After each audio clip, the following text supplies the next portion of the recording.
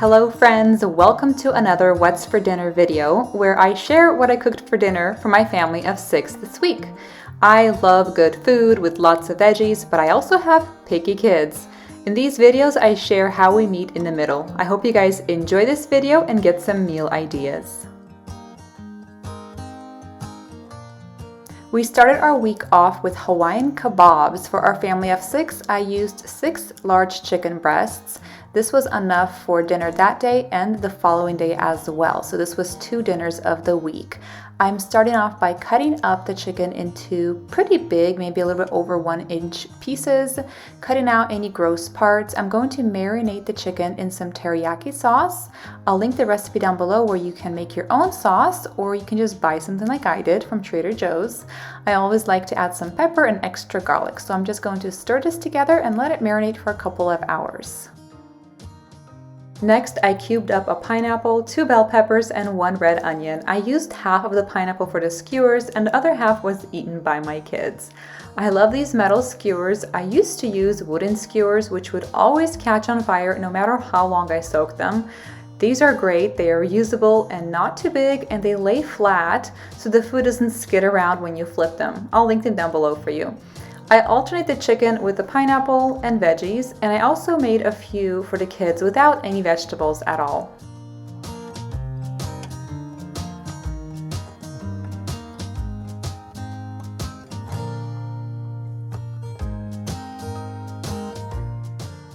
I preheated my grill on high, then I grilled the skewers on medium heat for about 7 minutes on each side, making sure that the internal temperature reached 160 degrees Fahrenheit. While the skewers were on the grill, I cooked 2 cups of jasmine rice in 4 cups of water. I always add salt and butter to the water and cook the rice for 20 minutes.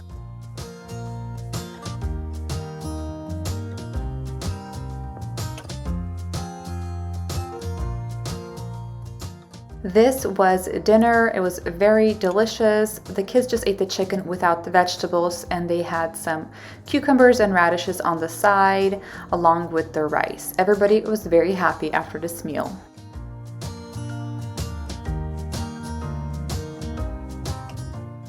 The next dinner I cooked this week were these ramen bowls. I'm starting off by boiling some eggs and chopping up some vegetables. I'm chopping up the veggies very finely so the kids don't pick them out. I'm chopping 1 onion, shredding 2 carrots, dicing 1 bell pepper, a few tomatoes, and lastly I'm just going to shred some fresh ginger and mince some fresh garlic.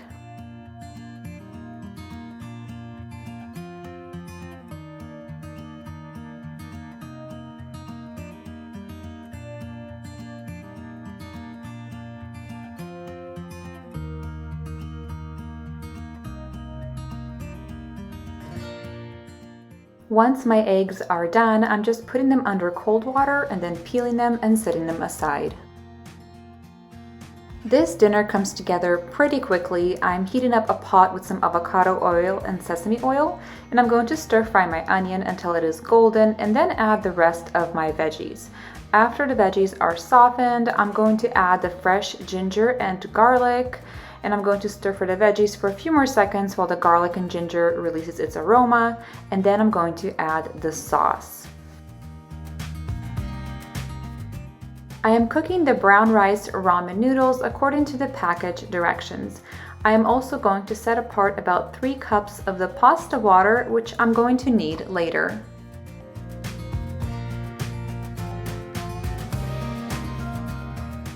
When the noodles are done, I am just draining them in a colander and I'm going to toss them with the veggies that I prepared. Just toss everything together and I'm going to slowly add the pasta water, which I set aside earlier.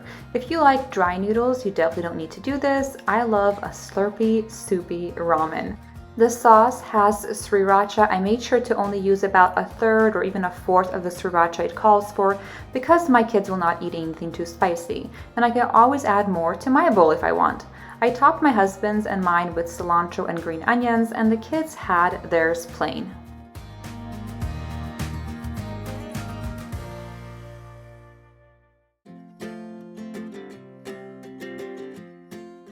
The next dinner I made this week was creamy chicken chili. I'm starting off by dicing 1 bell pepper and 1 poblano pepper and an onion. The original recipe calls for 2 poblano peppers, but that is just too spicy for my little kids, so I just omit one of the poblano peppers with a bell pepper.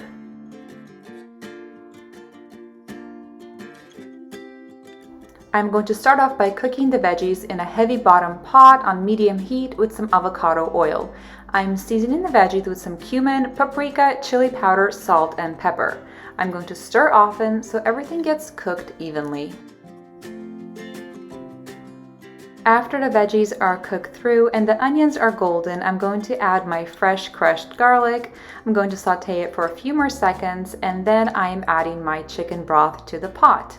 Next, I'm going to add my 2 pieces of raw chicken into the pot. I'm going to make sure they're completely submerged, so I just needed to add a little bit more water to the pot.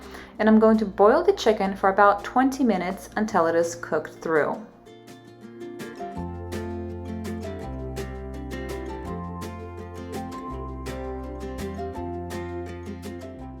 After the chicken is cooked through, I just remove it and cube it up.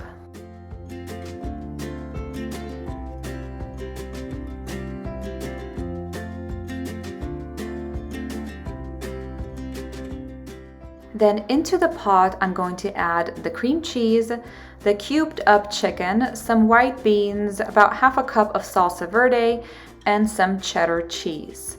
I'm seasoning everything with more chili powder, cumin, paprika, salt, and pepper, and I'm going to bring everything to a boil, and dinner is ready. I'm topping my bowl with some cilantro, avocado, some lime juice, and sour cream, and the kids just like to have theirs plain with sour cream and chips.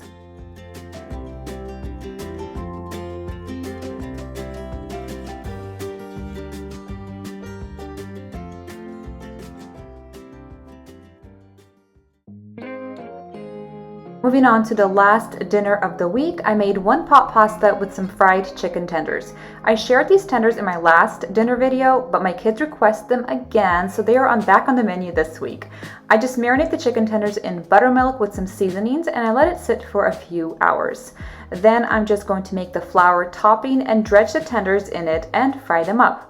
All the recipes will be linked down below for you. I made about 2 pounds of tenders for our family, which is enough for 2 meals for us. I just heat them up the next day in the air fryer to make sure they are crispy the next day as well. If you haven't tried Martha Stewart's 1 pot pasta, I highly recommend it. I tried it first years ago and I still keep it in my rotation. It's so easy and flavorful. Just add all the ingredients to a pot and cook it.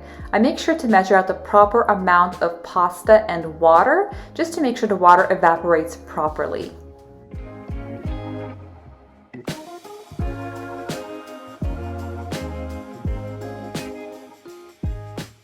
So after placing all your ingredients in 1 pot, you just place your pot on the stove and bring it to a boil. Stir often and make sure the pasta is covered by water.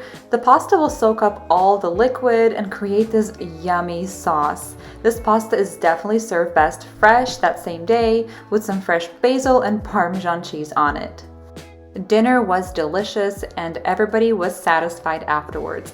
If you guys like this video, check out my playlist down below for more dinner ideas. Thanks for watching. I hope you guys all have a wonderful day.